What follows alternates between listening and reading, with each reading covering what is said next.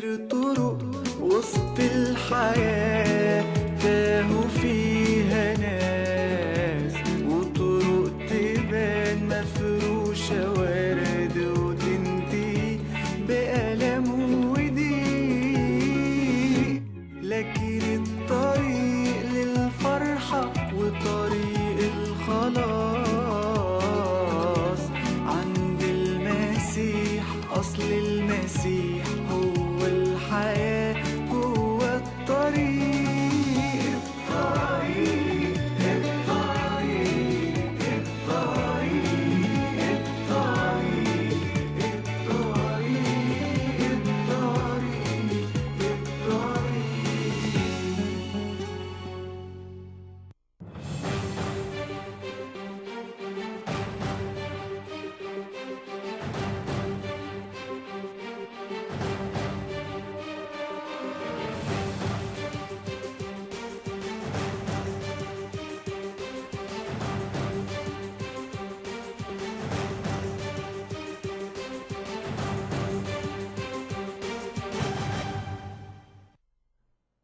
Welcome to The Way TV. Always glad to be back.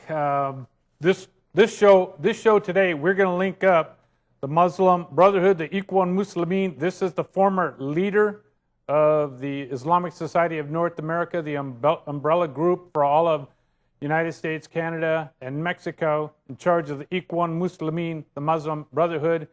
And this is Rick Warren. This is Rick Warren addressing her group, the Islamic Society of North America, the umbrella group for Muslim Brotherhood in the United States. So clip number 18. Clip number 18. Forces and support each other. So that, I believe, is a great model for American Muslims as well. I'm very much an admirer of Pastor Warren's organization, and also his great spirit of outreach. He has been someone who has increased his interfaith outreach in the last number of years, and many of us have very much enjoyed his compassion and kindness and wisdom when we've encountered him. So with that, I'd like to invite Reverend Warren to the stage.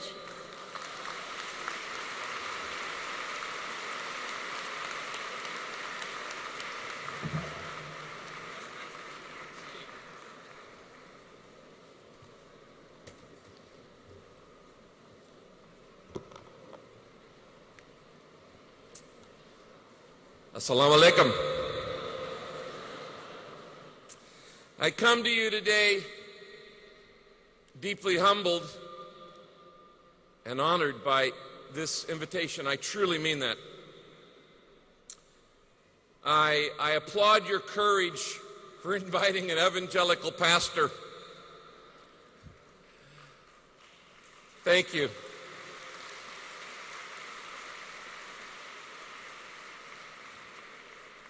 I can't wait to hear what I'm going to say. Actually, every weekend I speak to a group about this size, and I get little cards after each service, and people tell me things about what I've just taught on. And one of them I got just recently said, Pastor Rick, your words are like water to a drowning man.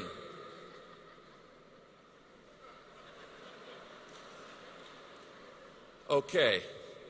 Another one was, a lady wrote, she said, Pastor Rick, every time you teach, I think it's never going to get any better.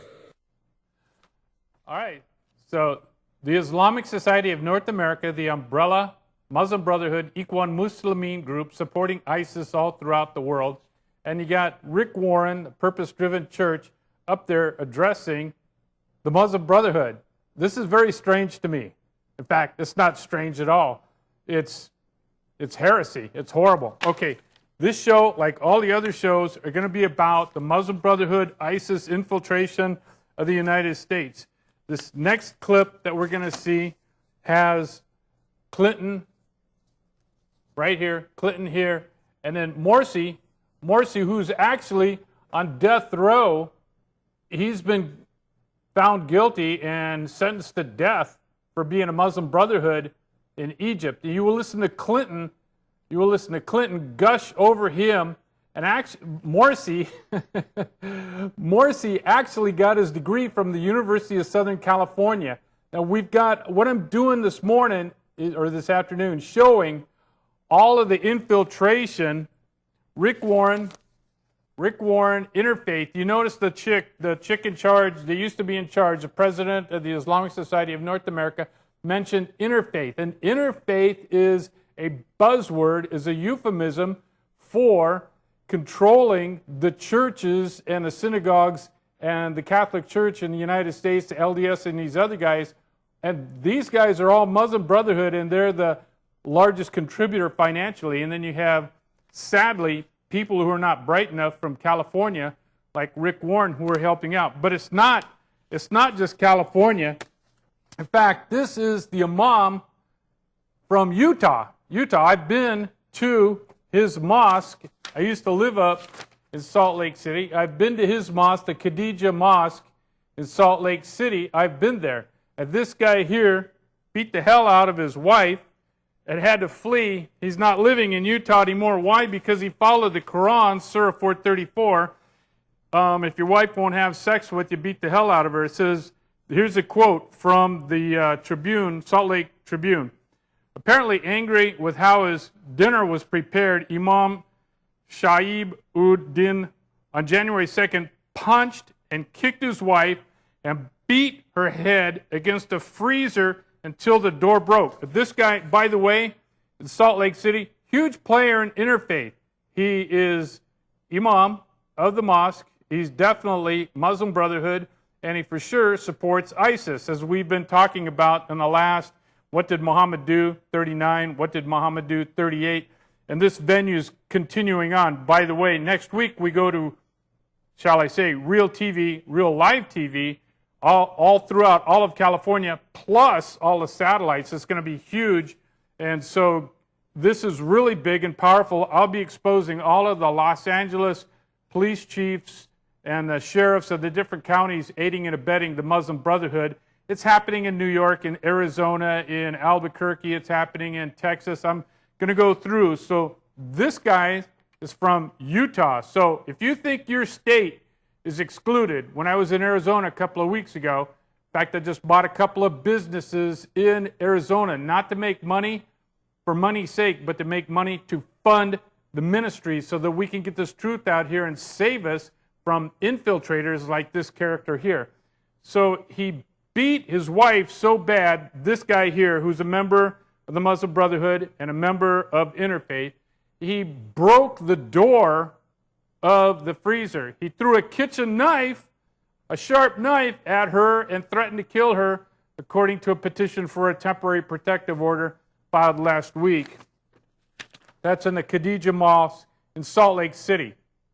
And by the way, at Weber State, they have a Muslim Student Association, and the LDS are definitely working. The leadership of the LDS are aiding and abetting the Ikhwan Muslimin. So here we have, I got so busy and so organized, I got so fired up over that. Here we go. We got Clinton here and Morsi, and that's our next clip. So that's clip number 19, clip number 19.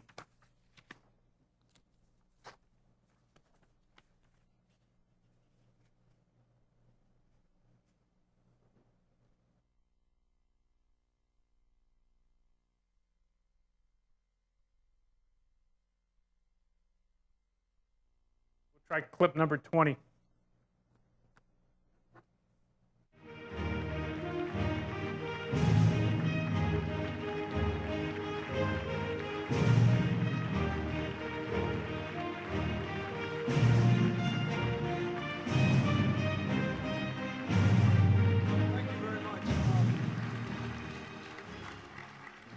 Thank you and welcome to the closing session. This is a very busy and crowded and I think interesting one, which will conclude with remarks by the President of Egypt, and President Morsi and I just had a very good meeting. I'm looking very much forward to his remarks. But I will move right into this. First, I want to invite to the stage to make a couple of remarks Prince Turki Al Faisal of Saudi Arabia. Those of you who were there yesterday in the season know that I said that he and I went to college together, and that everybody knew he was going to amount to something, but no one knew that I would. And it may have turned out that way. He, well, for more than 2 decades, was the head of the Saudi intelligence services. And I said, at least when I was president, he didn't have to spy on the United States. He could just call me and I'd tell him. But we have been friends, and he has been a faithful member of CGI after serving as his nation's ambassador to the United Kingdom and the United States. He spends his time thinking about the future of his country and trying to help organize it in a good direction. And he had a few things he wanted to say, so I welcome him to the platform. Prince Turki Faisal. Thank you, Michael.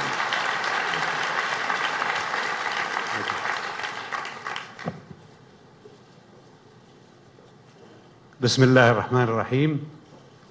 President Clinton, ladies and gentlemen, those who remark on my un-New York-like attire must know that I am heading from here later today to the beautiful city of Los Angeles. Good friends have advised me that in order to blend in with the natives there, one must be brightly colorful. Thank you. Those of you who attended the Clinton. All right, so here we have old comrade Prince Turki himself, this guy right here. That's the guy you just watched. The guy in the middle is his son. This guy over here is the ambassador to Saudi Arabia. Now, some people think and continue to call the Saudi Arabians our allies. I do not. Prince Turki, this guy here, how many people has he murdered? How many people has he tortured? How many people has he thrown into political prison? In fact, my own friend, going along with the Clintons, being thrown in prison as a political prisoner, the guy that made the video, The Innocence of Muslims, which I helped out with and I was a spokesman for, thrown into prison as a political prisoner. Believe me, the FBI were all over me. And after about 9 months of my buddy being in prison, they came into my office again and we got to talking. And they were pretty sheepish and asking me questions. And I was responding about Prince Turki being a front for the Ikhwan Muslimin, the Muslim Brotherhood, for people he's tortured, killed innocent people. And yet somehow he's still considered to be our ally. And this is, you just saw that clip there with Bill Clinton. As Prince Turki was throwing people in jail, so was Obama and Hillary Clinton throwing my buddy Nakula Basili Nakula. When I talked to the FBI when they were in my office, and they'll deny all this, they always do, information with the FBI goes one direction, up. It never goes down. They'll never comment. But what happened, and I would sit on a witness stand in a court of law, and my testimony would be acceptable because it's not hearsay. I heard them say.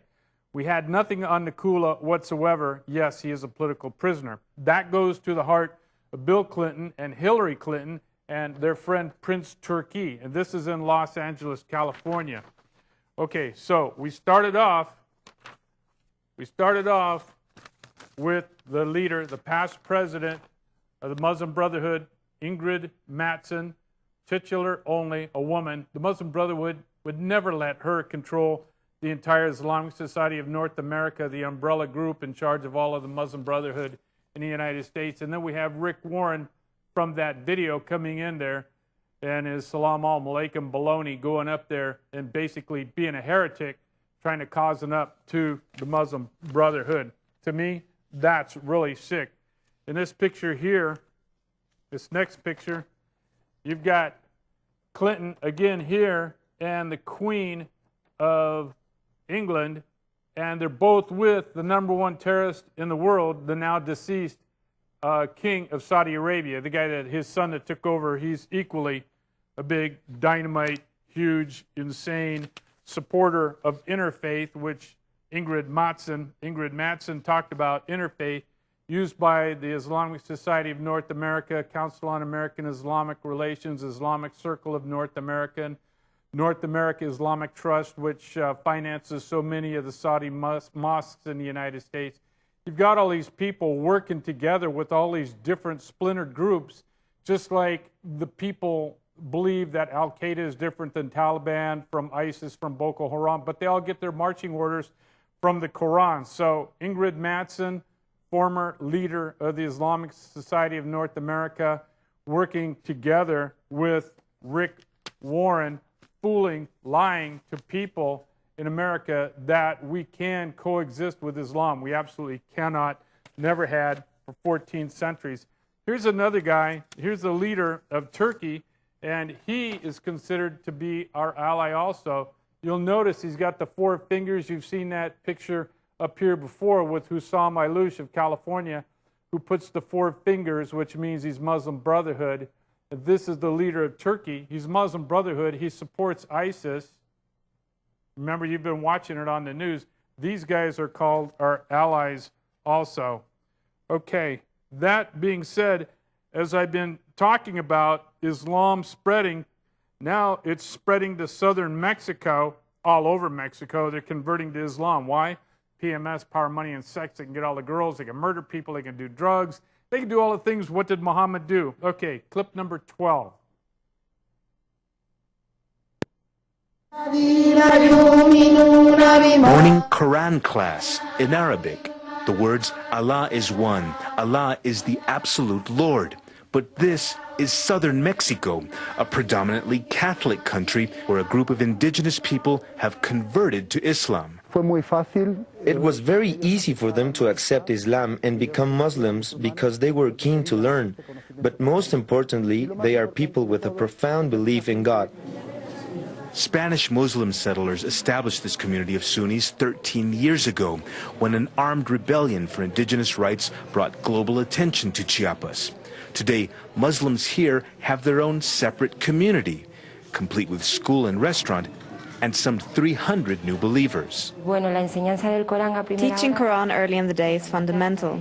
It relaxes the children and calms their hearts. Here, their children brush up on the basics of their Muslim faith. Practicing Islam in this part of the world is not an obvious or easy thing to do. Some converts have found ways to blend in their newfound religion with local traditions. In any case, it makes them a minority within a minority. On the outskirts of town, a breakaway group of Muslim faithful built this mosque where a few visit as and when they can to pray.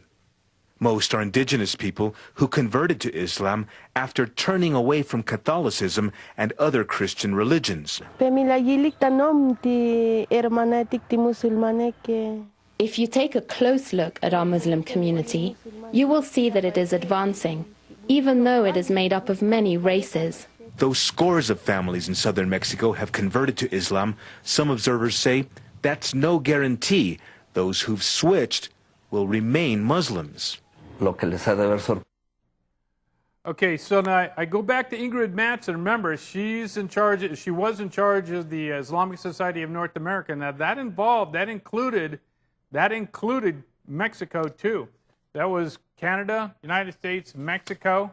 So she's part of the funding, part of the financing, part of the interfaith, part of the missionaries, part of the dawah, which means go out there and sell Islam through PMS, power, money, and sex, and working with this guy here who wrote the Purpose-Driven Church. That would be Rick Warren. Now, okay, so you got these two here. They're working together. Now, you got this character here who has been kicked out of the United States, convicted of being a terrorist, Sami al-Aryan, and I'll show pictures of him in a few seconds with him and George Bush working with Karl Rove and getting the vote in Florida. He was a professor at Florida, and he got involved with Holy Land Foundation and some terrorist activities, and he got convicted. He got thrown in jail. Huge player in interfaith, huge player in the Muslim Brotherhood. He is Muslim Brotherhood. Now, I just showed the leader of Turkey, who's got the four fingers there, and he's big-time Muslim Brotherhood supporting the interfaith and our ally of the United States. So this terrorist here fled to his country there. Big player in interfaith, big player in interfaith. So we got Sami al-Aryan here, and then we've got Sami al-Aryan again. And now this is a picture years ago of George W. Bush. This is Sami al-Aryan. This is George W. Bush. This is Laura Bush. This guy here, Sami al-Aryan, convicted terrorist, and he's now in Turkey under the protection of our alleged ally, Erdogan, the leader of Turkey. So we got George W. Bush from Texas and Sami al-Aryan of Florida, and we got Mrs. Bush there, Sami al-Aryan, member of the Muslim Brotherhood. We have George W. Bush also right there. There's George W. Bush. And this guy here preceded, and he's the real leader. He's the true bona fide de facto leader of the Islamic Society of North America, even though he's semi-retired, allegedly semi-retired. He's not. Don't believe it for a second. The guy is an imam, member of the Muslim Brotherhood, and that's with George Bush. He's working right there. Okay, so then we got Texas and actually Washington, D.C. His brother, Jeb Bush, is just as silly, just as bad. Musa Siddiqui in California. Going through these here. We'll go to clip number 5. Clip number 5, Hamza. You want me to dance with a girl? They say, yes, don't you have a girlfriend? Muslims are telling me, not only Christians.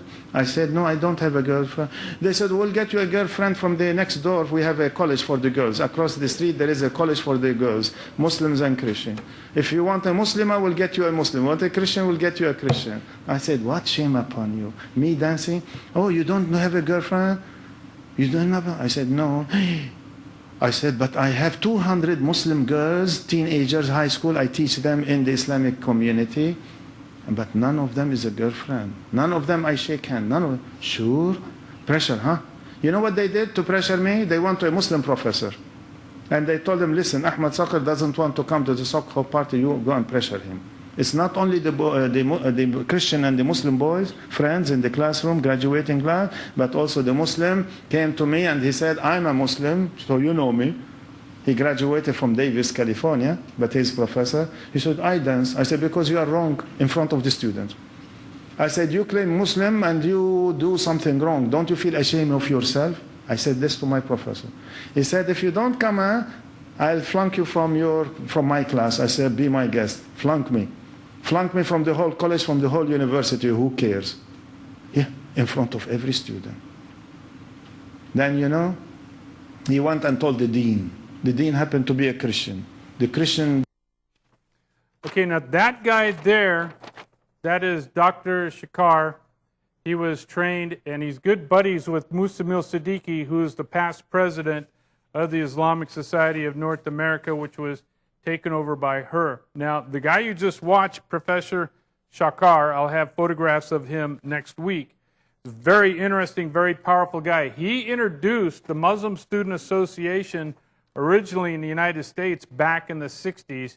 He's good buddies with Musa Siddiqui, who bragged to me. I've met Siddiqui 3 times face-to-face.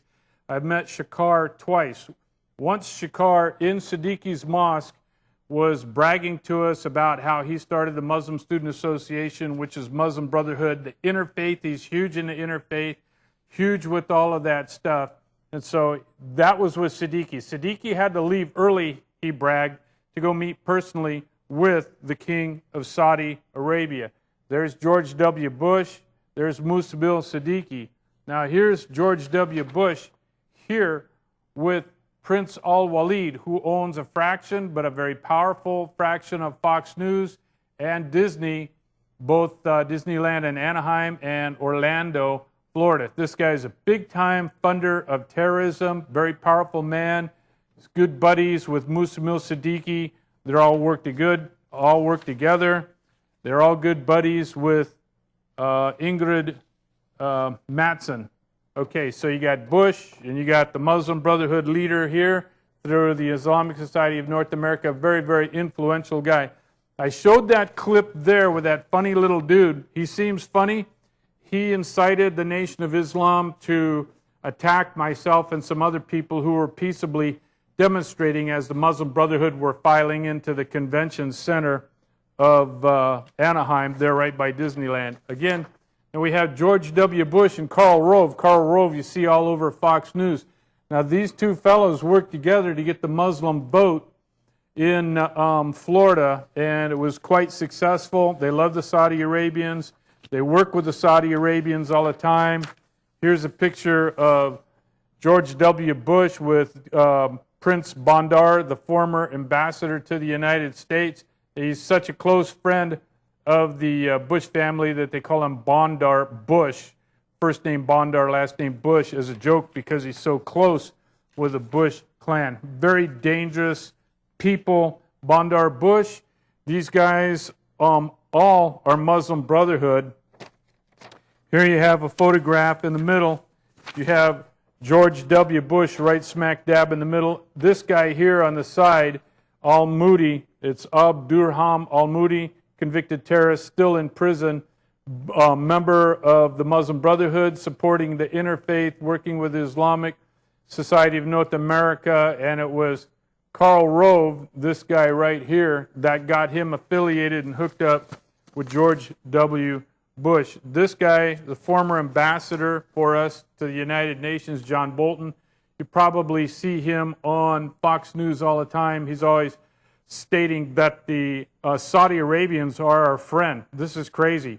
The Saudi Arabians are funding this imam and almost all of the mosques in the United States, part of the Muslim Brotherhood of Ingrid Mattson, that group linking together all of the different Muslim Brotherhood groups throughout the United States, and he's from Utah again. So then you've got John Bolton, who should know better, but he's stating that the Saudi Arabians are our allies.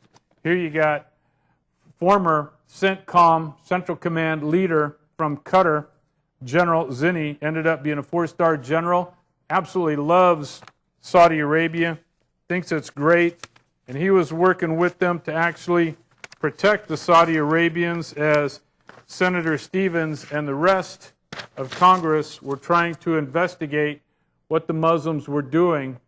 This right here, right there, there's General Zinni right there, and then he's got a Saudi Arabian. All of these guys, these Saudi Arabians, are funding the Muslim Brotherhood, the Ikhwan Muslimin. Very dangerous. Going right back to Rick Warren, which I started out with. Very, very dangerous. A lot of you think that, oh, this is not in my state. Now, I've done this all over. I have people all over the United States getting me information. For example, here, this is from a magazine put out by the CIA. I have copies of the original. I don't have the copies. I have the originals, and I have copies of the original, both in digitally, and I printed this out this morning. This is at a terrorist festival in Southern California. The Muslim Brotherhood there surrounded myself and my buddy, who is a retired diplomat, forced us to go to the police officer in charge of the terrorist festival in Southern California. And when we were delivered, hand-carried over to the police officer, he took us aside and browbeat us and said, hey, don't you understand that everybody at this festival here is a terrorist and they solve all problems one way, with violence? They will kill you. If I was not here, the policeman told us they would kill you. Well, we knew that, and we had done it on purpose, and we were using properly the law to protect ourselves. But the key ingredient here is this is a CIA recruitment magazine put out sponsoring this terrorist festival, which this police officer in charge, a leader of the SWAT team, told us was all Muslim terrorists. Now, this magazine, I have originals from Phoenix, from New York, and from Florida with the same identical picture. I can email them to you. If you're interested, you can contact the studio here, and I will show it. So this is going on in Arizona, in New York, in Florida, in Texas, through the CIA.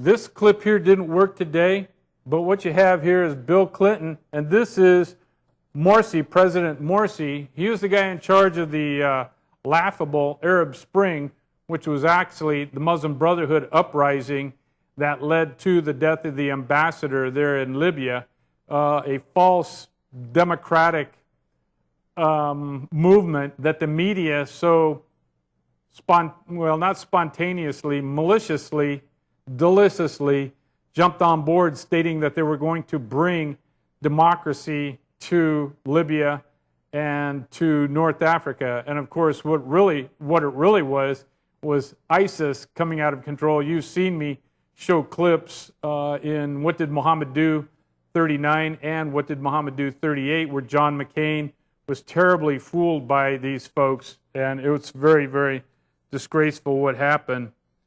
Clip number one.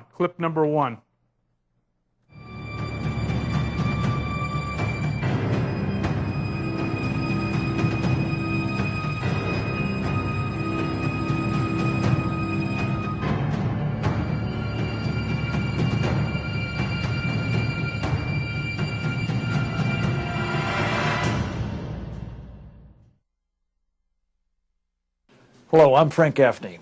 I acted as an Assistant Secretary of Defense under President Ronald Reagan and currently serve as the President of the Center for Security Policy in Washington, D.C. I've spent my entire adult life analyzing and addressing challenges to our national security, and I want to share with you what amounts to a short course on a threat to our country as serious as any America has ever encountered. This course is fundamentally an effort to... Here's another one from Texas. Again, we're back to poor old George W. Bush. Now remember, I showed clips, I think it was last week or the week before, it would be what did Muhammad do 38 or what did Muhammad do 39. It's kind of hard for me to position these because I know across here frequently there's a bar that says if you want to give money or call, whatever, they'll do all that stuff here. So one of my good friends in Florida, Dan, asked me to hold these up higher. Okay, so there's George W. Bush working with Dr. Arjumand Hashimi. Dr. Arjumand Hashimi is a past president of the Islamic Society of Tampa Bay, which is a Muslim Brotherhood affiliate. Good friends. That mosque, the Islamic Society of Tampa Bay, works hand in glove with a Muslim Brotherhood group called Council on American Islamic Relations. This man, Dr. Arjumand Hashimi, is now the mayor of Paris, Texas, and he lives in the same neighborhood with George W. Bush. This is a big wig from Pakistan. I'm doing more research on him. I don't want to embarrass anybody by getting something wrong.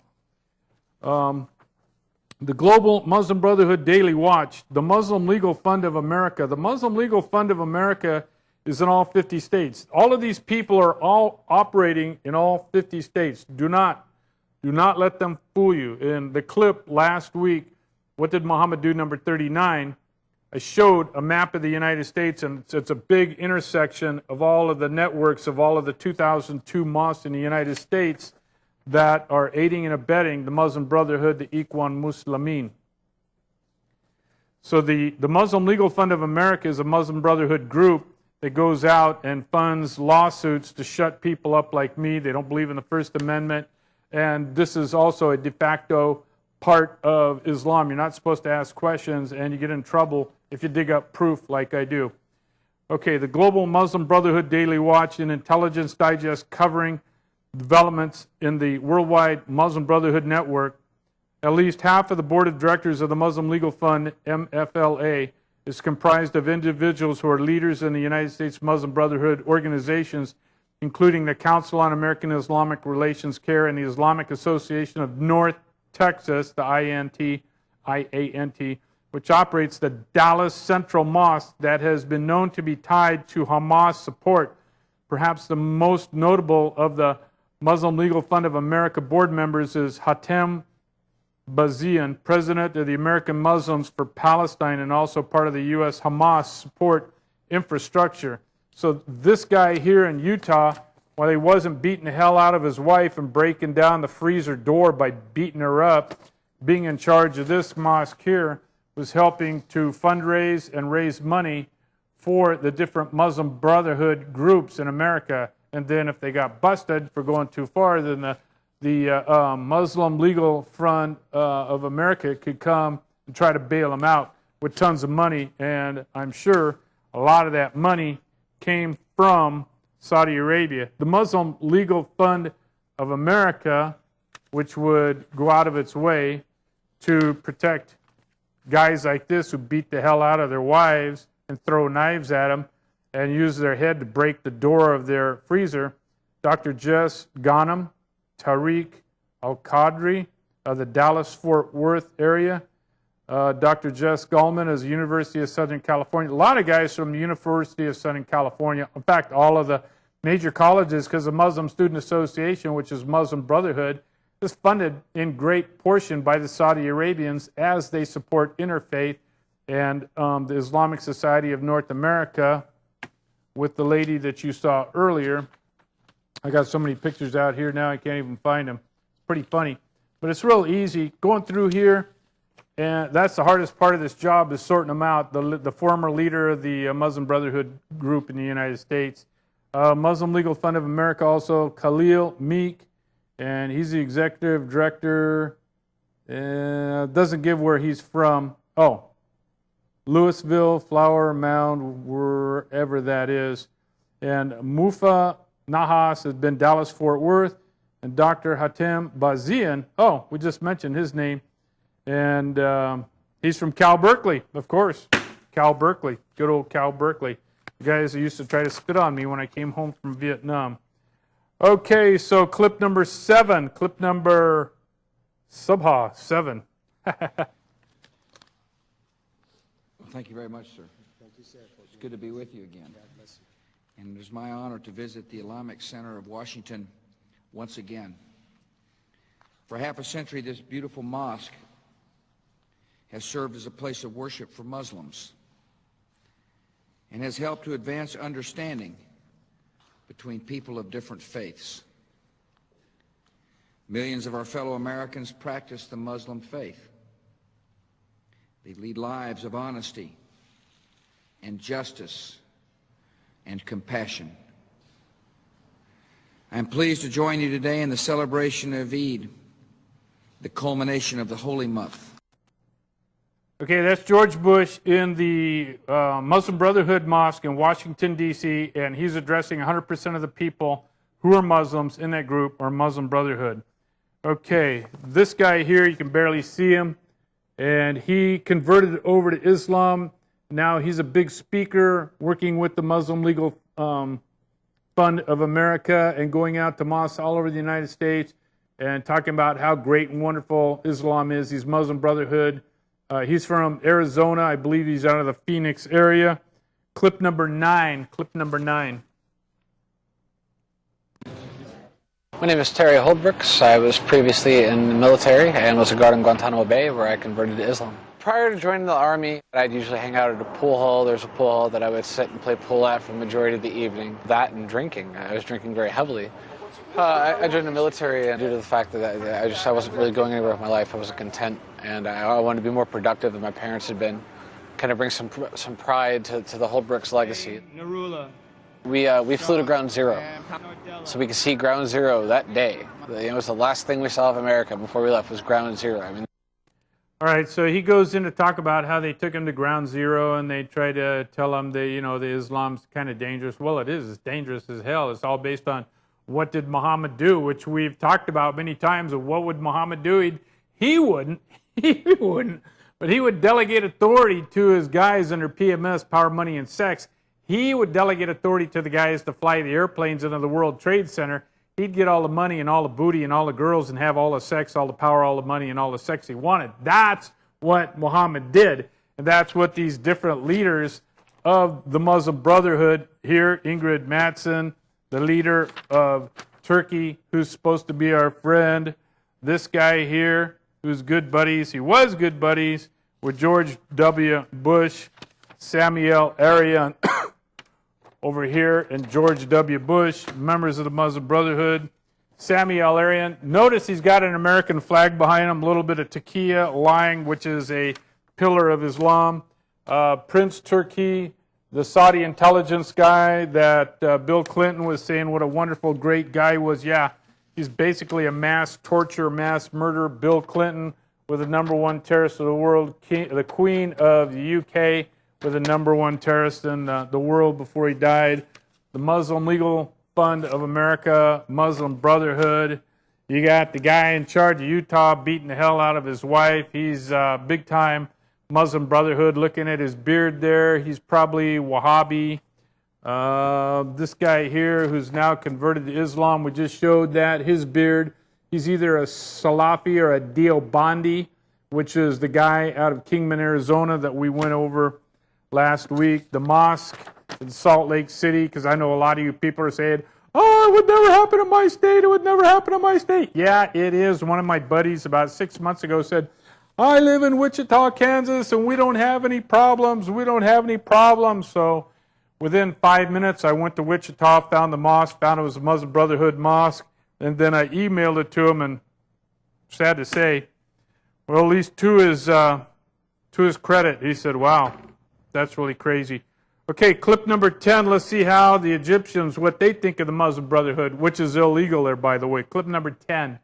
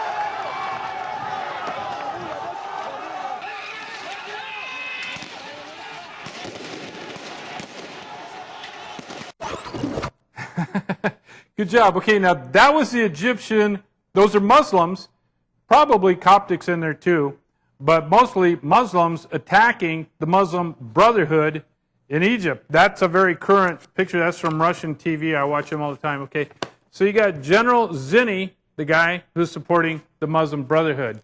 You have a guy who is United States Army who converted to Islam, supporting the Muslim Brotherhood. You have George W. Bush, with a guy in the middle there from Pakistan, Muslim Brotherhood, George Bush supporting Muslim Brotherhood. You have Bill Clinton and the Queen of England with a king of Saudi Arabia who funds Muslim Brotherhood. So Bill Clinton, good buddies with Morsi before he got thrown in jail. He's on death row now. Good buddies with the Muslim Brotherhood. Queen of England, good buddies with the Muslim Brotherhood.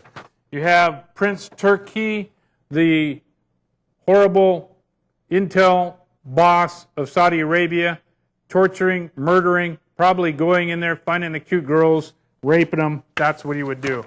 You got Sami El-Arian, Muslim Brotherhood from Florida, runs away, goes over to Turkey. Turkey allows him to go there and be with the leader of the Muslim Brotherhood in Turkey. And gee whiz, he just happens to support ISIS and will not help the Kurds. Then you have Sami El-Arian, George W. Bush, again, supporting the Muslim Brotherhood. You have Ingrid Mattson, leader, Muslim Brotherhood, Northern Virginia, in that area. You have Rick Warren aiding, abetting Muslim Brotherhood. You have George W. Bush, again, with Musamil Siddiqui, aiding and abetting the Muslim Brotherhood. You have George W. Bush, and you have Prince Al-Walid, who's a powerful fractional interest owner of both Disneyland and Fox News. And Al-Walid is an obnoxious diva, funding terrorism, Muslim Brotherhood all over the globe. You have the guy that's all over Fox News now, Karl Rove, George Bush, both aiding and abetting interfaith and supporting the Saudi Arabians and the Muslim Brotherhood.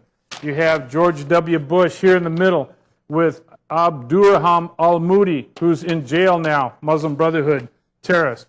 You have George W. Bush with his good buddy.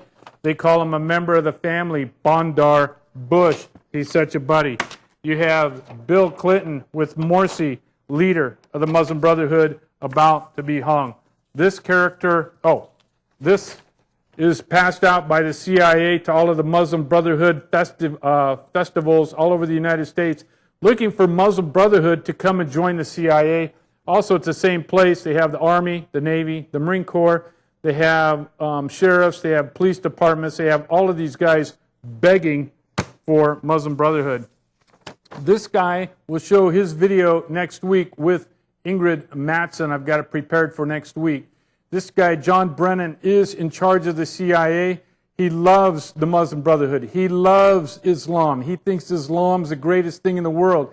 He thinks Islam and the Muslim Brotherhood are here in the United States to aid and abet us. This guy is the Director of National Intelligence, in charge of the umbrella group over the 16 different intelligence groups in the United States, including NASA. NASA has its own intelligence group.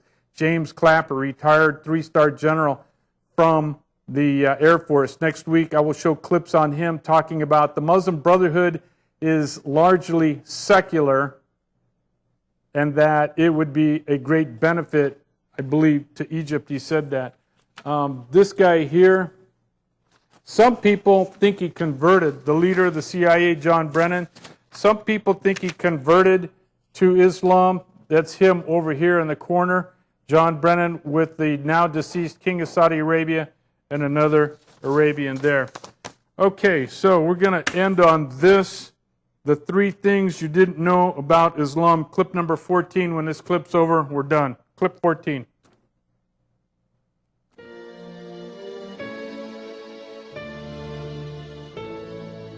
For every opinion or belief someone may hold, there will be another party who just as strongly oppose that idea. Both sides usually claim to sit with the best arguments, the real facts, and the correct worldview, and ironically, both sides regard the other as being indoctrinated, blind to the obvious and outright stupid. Most people only expose themselves to information that matches their own worldview. It is uncomfortable to do otherwise. Still, we would like to give you some surprising information about Islam.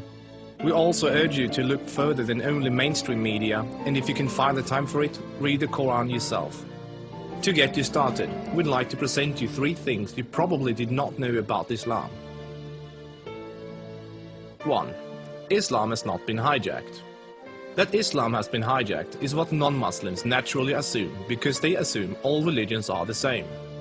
The reason non-Muslims are so easily confused is that most of us don't realize the difference between the Quran and every other religious book we are familiar with.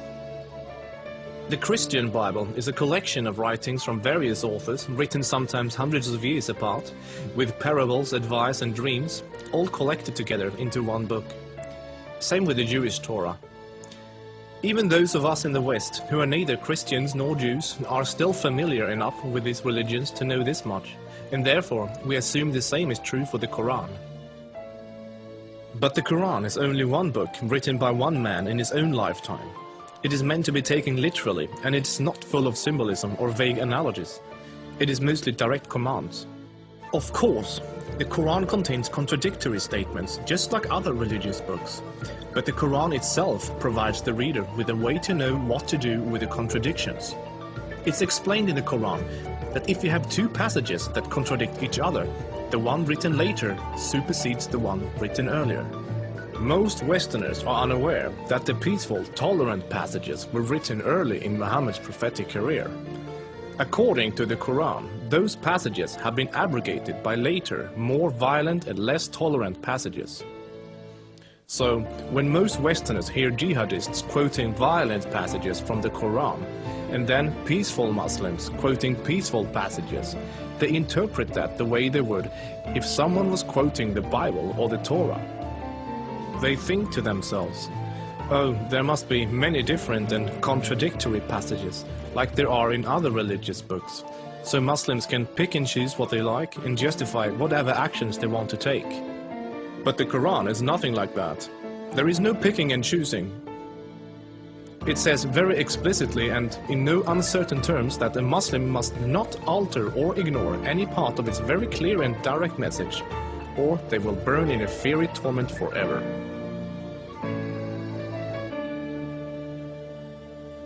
Two, striving to institute worldwide Sharia law is a religious duty. Many people don't realize how politically oriented Islam is at its core. In fact, Islam is less of a religion than it is a religious ideology. It includes a mandatory and highly specific legal and political plan for the whole society, Sharia. There is no separation between the religious and the political in Islam. Rather, Islam and Sharia constitute a totalitarian means of ordering society at every level, including ritual worship, transactions and contracts, morals and manners, beliefs and punishments. In the Quran, Allah makes it clear that man-made governments, such as a democracy, and free speech, such as criticizing the Quran, are abominations and must be eliminated. The modern expression creeping Sharia is used to describe the slow, deliberate and methodical advance of Islamic law in non-Muslim countries. Official Sharia courts already operate in the UK, handling cases ranging from divorce and financial disputes to domestic violence. Attempts to introduce Sharia in the legal system in Germany, Sweden and other European countries are ongoing.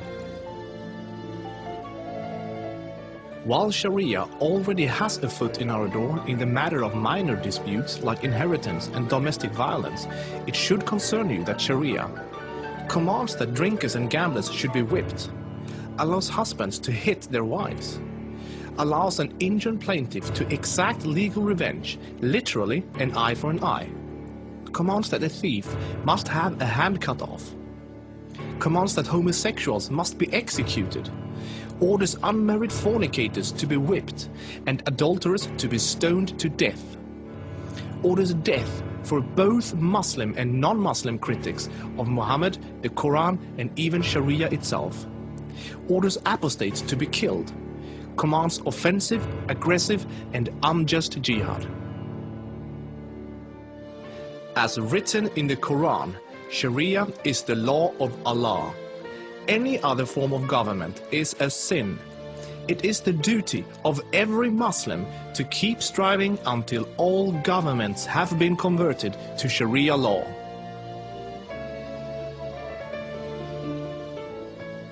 Three, Muslims are allowed to deceive non-Muslims if it helps Islam. For non-Muslims, this principle, called taqiyya, is another surprising concept. I cut there because that was the most important part, but we're out of time. Taqiyya, lying, deceive non-believers, to further. So here we have the past leader of the Muslim Brotherhood of the United States, Ingrid Mattson, and she has completely fooled and deceived Rick Warren, author of The Purpose-Driven Church. We started off with Rick Warren going in to the den of the Muslim Brotherhood and saying Salam Alaikum. He might as well have said, praise Satan. That's exactly what he did. Until next week, adieu.